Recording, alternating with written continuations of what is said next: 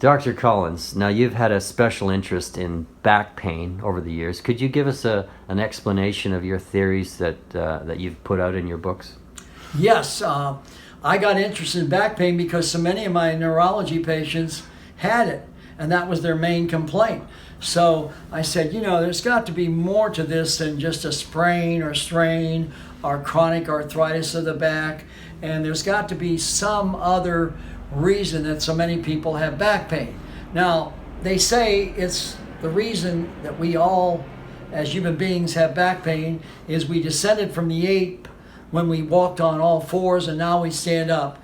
But that's a really simplistic explanation, of course, Darwinian explanation. But what I found out that, number one, surprisingly, 25% of my patients with chronic back pain have a short leg on one side or the other. So all they have to do is take a simple insert, and I find the Spinco Polysorb insert is the best, but an insert in one shoe or the other once they get a proper measurement.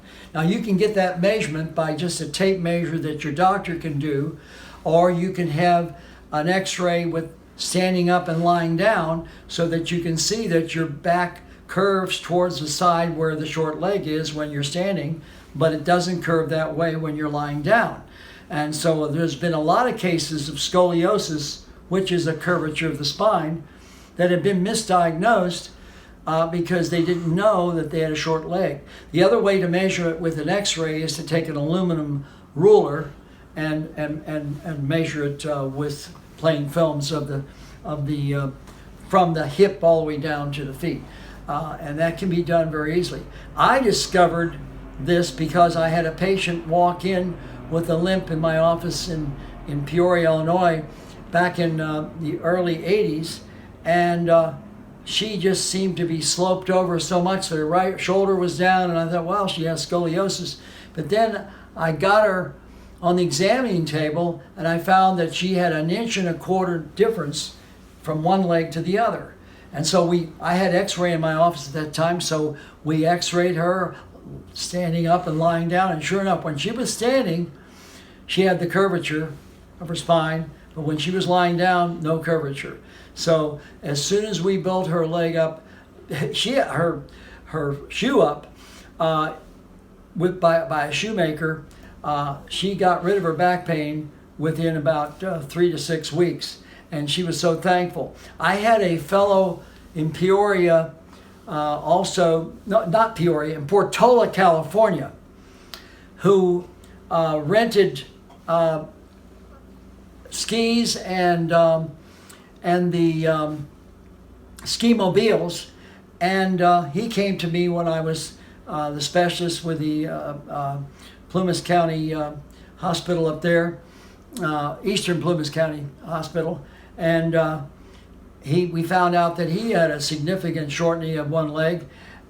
Within 1 week after he got his shoe built up, he called me and said he'd had back pain for 3 years and nobody had been able to figure out why. And he called me and said, Dr. Collins, this is a miracle. I don't have any back pain. I've never seen anybody recover that quick.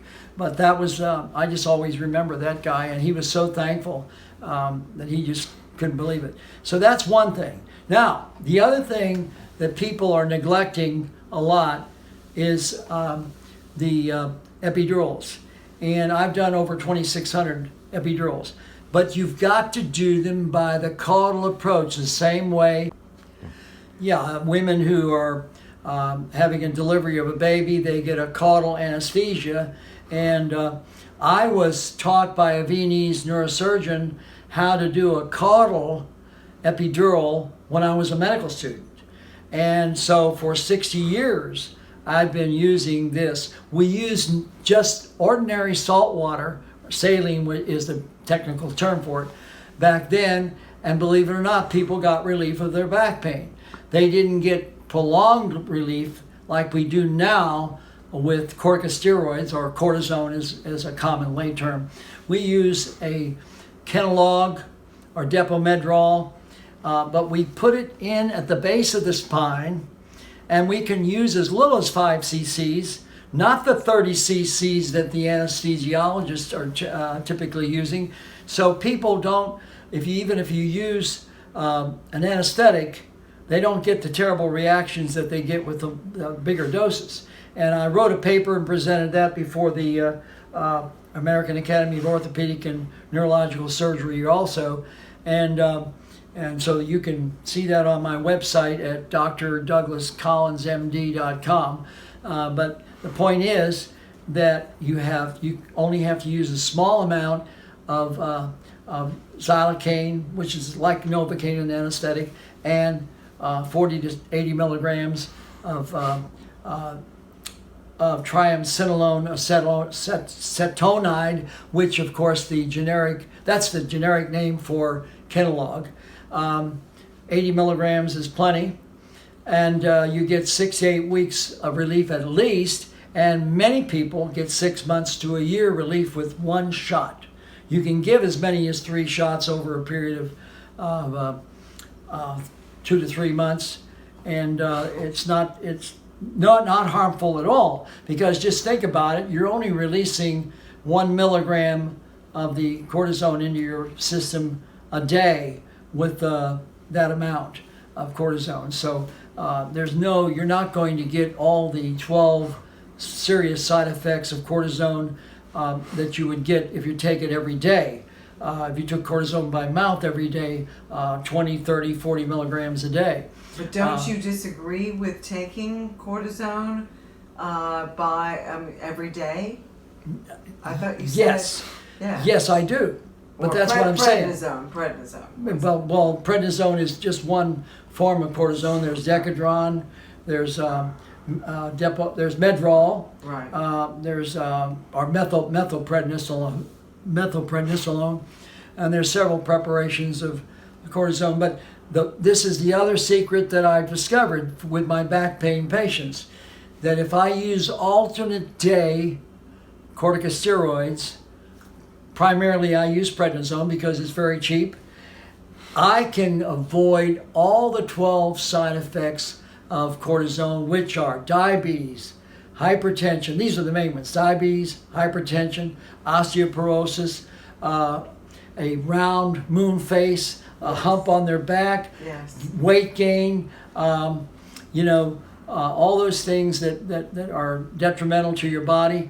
You can avoid those by just taking prednisone every other day instead of every day. And you can take up to, the textbooks even say you can take up to 100 milligrams every other day. But all my patients have done well on up to 30 milligrams every other day. And I've rarely had to go beyond that to 40 or 50. 50 is the most I've ever used every other day. But there again, I've never seen anybody in all the years that I've been using this, and that goes back at least 40 years. I did a paper for Merck Sharp and Dome on the use and abuse and side effects of corticosteroids back when I was a resident in the early 60s. And I reviewed 300 articles, and that's how I discovered this alternate day steroids. We can also give it the first 5 days of the week and off 2 and not get any serious side effects. But I don't have to use that often. It's another alternative. So these are some of the things that are in my books and are excellent for side effects. And you can find my books on my website, drdouglascollinsmd.com. There you go. Perfect.